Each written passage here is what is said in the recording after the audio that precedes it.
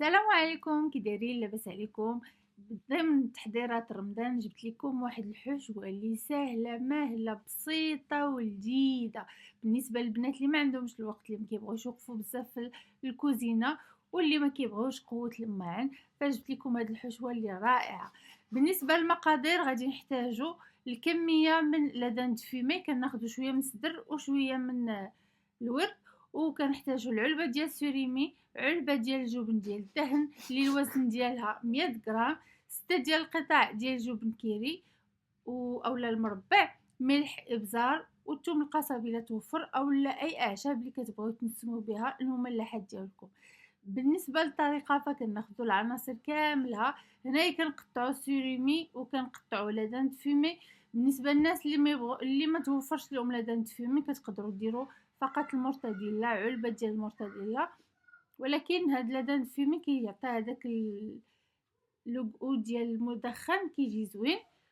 وكما قلت لكم حشوه ساهله اللي ما تحتاجش منكم لا تشحار ولا توجد ولا تقطع الخضره ولا حتى حاجه، حشوه اللي بسيطه ولكن كتجي لذيذه. هنا كما كتشوفوا كنقطع العناصر كاملين، ولا عندكم الهاشواغ راه ما تحتاجوش انكم تقطعوا، فقط كتحطوا كل شيء في الهاشواغ وهي كتدير العمليه ديال الطحن.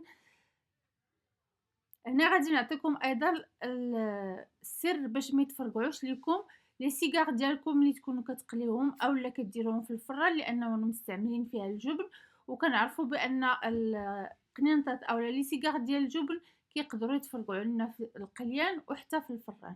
هنا غادي نزيد 100 غرام ديال الجبن.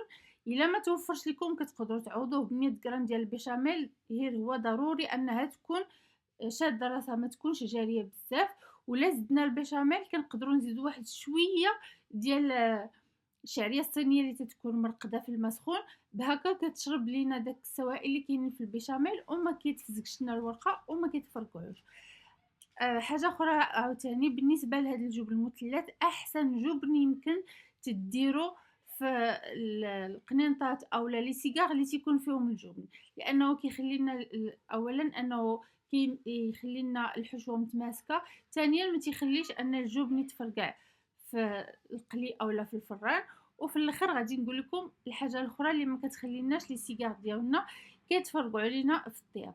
غادي نخلط كلشي وحتى كنحصل على اون موس اللي كتقدروا اما تديروها بالمعلقه، وبالنسبه للبنات اللي هكا باقي ما كيعرفوش يخدموا هاد المملحات كتقدروا ديروها في واحد البورش وتقطعوا لتحت وتبداو تعمروا بهكا، كيكون عندكم العمليه كتكون ساهله. كما كتشوفوا كنحصلوا على اون موس اللي الناس ملي كياكلوها ما كيعرفوش اشنو هاد الحشوه، كيجي ساهله ولذيذه بزاف كما قلت لكم. وهادو تقدروا ديروهم من ضمن الوصفات اللي تقدروا تعتمدوهم بالنسبه لتحضيرات رمضان، اللي تقدروا توجدوهم وتحطوهم في المجمد وقت ما بغيتوهم كتستعملوهم. ولكن راه كما شفتوا راه الوصفه ساهله، ما تحتاج انك تحطها في المجمد، لانه كما قلت لكم 10 دقائق كتكوني وجدتي لي سيجار ديالك. هنايا خديت الورقه الكبيره ديال 40، غادي نقسمها على النصف ثم على الربع باش نحصل على 4 ديال المثلثات. حيدت لي هذوك الجوانب وكنحتفظ بداك الكيس بلاستيكي باش هكا ما تنشفش ليا دغيا. دائما القاعده كتقول بان الورقه ديال البسطيله الجهه اللي كتكون حرشه كنخليوها من الفوق كتشوف فينا حنا، والجهه اللي كتكون ملسه كنخليوها من التحت. هنا الا ما كانت عندكم الورقه ديالكم مدهونه مزيان وكنتو غادي ديروهم في الفران، من الافضل انكم تدهنوهم بشويه ديال الزيت اللي كنكونوا دايرين مع شويه ديال التحميره، خصوصا الا كانت التحميره فيمي اولا الهريسه. وفي رمضان من الاحسن توجدوا هذا الزيت وتخليوه تحتفظوا به في الثلاجه اولا في المطبخ، وقت ما بغيتو تعمروا هكا مملحات كدهنوا به.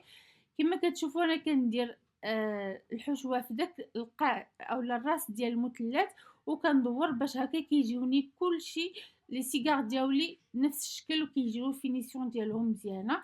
في الاخر كنسد اما بابيض ديال البيض اولا الخليط ديال الدقيق مع الماء، وكنبقاو هكا حتى كنشكلوا لي سيجار ديالنا. كما قلت لكم من الافضل، لانه كاين الناس اللي كيديروا العكس، ولكن باش يجيونا لي سيجار ديالنا مفينين مزيان من الاحسن اننا نديروا الحشوه في الراس ديال المثلث وعاد ندورو الجوانب بهاكا كنعززو الورقة وكيجيونا لي سيجار ديالنا مفينين. صافي غادي نستمر في اللف ديالهم حتى غادا نسالي الكمية كاملة. بالنسبة الورقة فاحتاجيت هنايا لربع كيلو ديال الورقة. كما كتشوفوا ما خداش مني بزاف ديال الورقة ولا بزاف ديال المقادير. صافي غادي نشكلهم بحال ما هكا وغادي نخليهم حتى ينشفوا شويه. ضروري هاد العمليه ديال اننا نخليو الورقه تنشف شويه باش هكا كنحصلوا على نتيجه مزيانه. هنايا غادي ناخذ الدقيق وغادي ناخذ البيض اللي كنزيد معاه واحد شويه ديال الخل اولا شويه ديال الماء غير هكا باش نهرسو. ثم كناخذ لا شابلور كندير في الدقيق، وكتقدروا هنا تنسموا الدقيق وتنسموا لا شابلور باي منسمات بغيتو او اي اعشاب نتوما كتبغيو. بغيتو الثوم بودره، بصل بودره، تحميره فيمي، اي حاجه بغيتو. كندوزهم في الدقيق، كنعاود ندوزهم في البيض ثم لا شابلور.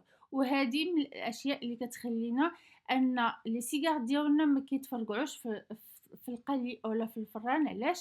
لان لا شابلور دغيا كتاخذ داك اللون المحمر وما كتخليناش نخليو لي سيجار ديالنا بزاف في الزيت، لانه الا خليناهم في الزيت كونوا اكيدين انهم غادي يوصلوا لواحد المرحله وغادي يطرطقوا وغيخرج منهم داك الفرماج كامل. فانايا غير كنديروهم كيبداو ياخذوا داك اللون وكنخرجوهم كنصفيهم في الكاغيط اولا في الورق ديال المطبخ. ومن بعد كنقدموهم كيجيو رائعين وكيجيو مقرمشين ولذاذ، وكما قلت لكم حشوه جديده ولذيذه وغير متداوله. صافي غادي نقليهم حتى يكتسبوا داك اللون. كما قلت لكم ما تخليوش، ما تكونش النار عاليه بزاف وما تكونش قليله بزاف لانهم غادي يشربوا الزيت. وكما قلت لكم اون فوا تشوفوهم تحمروا شويه صافي كتحيدوهم، وهكا كتضمنوا بان لي سيجار ديالكم ما كيتفرقعوش. الا كنتو غتخليوهم في المجمد فمن الاحسن انكم ما تزيروش يديكم بزاف ملي تكونوا كتلويوهم، باش لانهم ملي غادي يدخلوا للمجمد بحال كيتزاد فيهم الحجم ديالهم. الا درناهم مزيرين غادي يتفرقعوا. وهذا هو الشكل النهائي. كنتمنى الوصفه تعجبكم وتبارطاجيوها وتحفظوها عندكم باش تحضروا بها تحضيرات رمضان. ونقول لكم شكرا على المشاهده ونعطيكم موعد جديد في فيديو جديد.